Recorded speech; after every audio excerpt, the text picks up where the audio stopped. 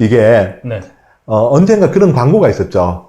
우리 아기 황금색 변을 보니까 아주 장이 튼튼하구나. 그런 광고가 아마 한 번쯤 보신 기억이 있을 건데 네네네. 대부분의 엄마들의 뇌리에 그런 것들이 너무 강한 것 같아요. 그래서 엄마들은 변 색깔만 변해도 대부분 병원을 많이 찾아오세요. 실제적으로 임상에서도 변 색깔 때문에 오시는 분들이 많은데 녹색변은 우리가 보통 출생 후에 출생 3일까지는 엄마 뱃속에서 양수라든지 이런 것을 먹고 보는 변이기 때문에 네. 모유나 분유가 아닌 소화가 된 변이 아닌 양수나 이런 것들 체세포를 먹고 보는 변이기 때문에 변이 시꺼멓게 나옵니다. 태변이라고 하죠. 네네. 네, 그런 태변들을 보게 되면 태변은 시꺼먼데도 이게 뭐 이렇게 받으면 기저귀에도 착착 달라붙고 그 다음에 뭐 되게 지저분하게 보입니다. 그러나 냄새가 하나도 안 나요. 소화가 되거나 이런 게 아니어서. 그런데 이제 모유나 분유를 먹게 되면 보통은 초기에는 소화가 안 돼서 녹색이나 이런 변을 보다가 시간이 지나면서 점점 옅어지면서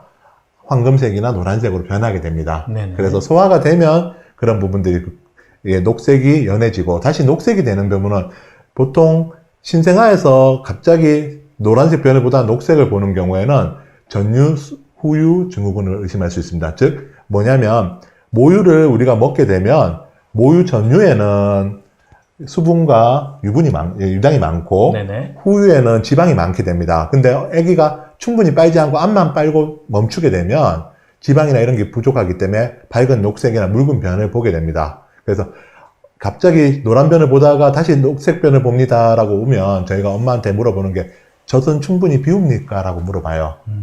그렇게 해서 충분히 비우지 않는다 하면 엄마 달래가면서 한 15분에서 20분 정도 한쪽 젖을 완전히 비우고 반대쪽 젖으로 넘어가세요 라고 합니다. 젖을 띈 경우에도 보통 1세나 2세 이후에도 갑자기 정상적인 변을 보다가 녹색 변을 본다고 오는 경우가 한 번씩 많은데요. 그런 경우는 설사라든지 장염을 앓고 난 뒤라든지 아니면 갑자기 먹는 양이 급격히 늘었을 때 음식이나 이런 것들이 장내 지체 시간이 짧아지면 변 색깔이 진한 녹색이나 이렇게 될 수 있습니다. 이것은 정상적으로 뭐 우리 유명한 삐뽀삐뽀 119에도 한 장을 차지합니다. 녹색 변은 정상변입니다 라고. 그러나 다만 검은색이나 혈변 이런 변들 그리고 신생아에게는 회색변의 경우에는 가까운 병원을 꼭 방문하셔서 상담을 받으셔야 합니다. 아, 검은색이나 혈변, 회색변. 이런 경우에는 꼭 상담을 예방해야 된다는 점 말씀. 질문이네요. 이건 이미지가 있으면 참 좋은데 보통 신생아에서 기저귀에서 붉은색 피가 나온다고 많이 방문을 하세요. 근데 이 피라는 것들이 실제로 우리가 피 같은 거를 피를 한번 토해 보셨죠? 예, 술 먹고. 예.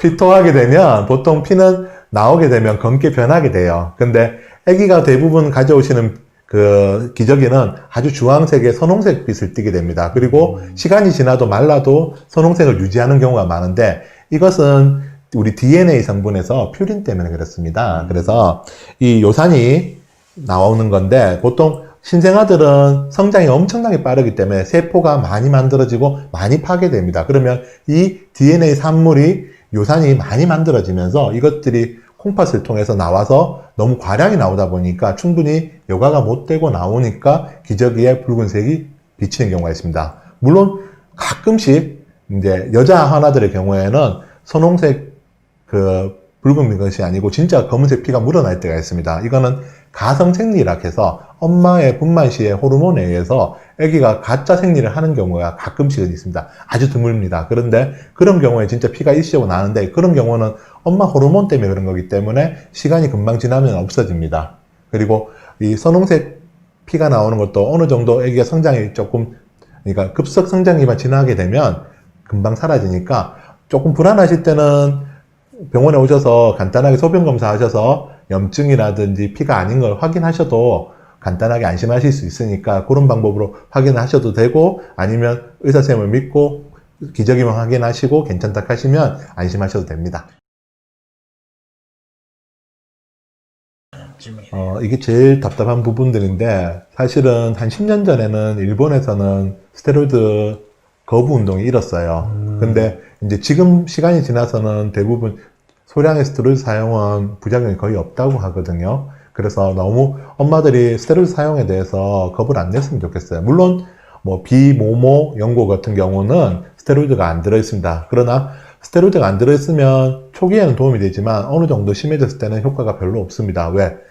대부분 스테로이드 연고로 써야 될 비저기 발진이라든지 이 땀띠 이런 것들이 다 접촉성 피부염이기 때문에 염증 반응이기 때문에 사실 스테로이드가 조금 들어가야지 효과가 있거든요. 그래서 스테로이드 연고를 써서 놔두는 게 아기가 편안하게 자고 고통을 덜 받게 하는데 훨씬 도움이 됩니다. 그래서 뭐 스테로이드 아닌 연고나 뭐 비싼 크림 같은 거는 초기에는 써보시고 분명히 병변이 눈에 보일 정도로나 아니면 만졌을 때 피부층이 달라질 정도로 느낌이 다를 정도로 증상이 나타난다 하면 그때는 과감하게 하루에 2번 정도만 해서 스테로이드 연고를 한 3, 4일만 써주셔도 깨끗하게 낫습니다. 그래서 그거에 대해서 너무 두려움을 표시할 필요는 없습니다.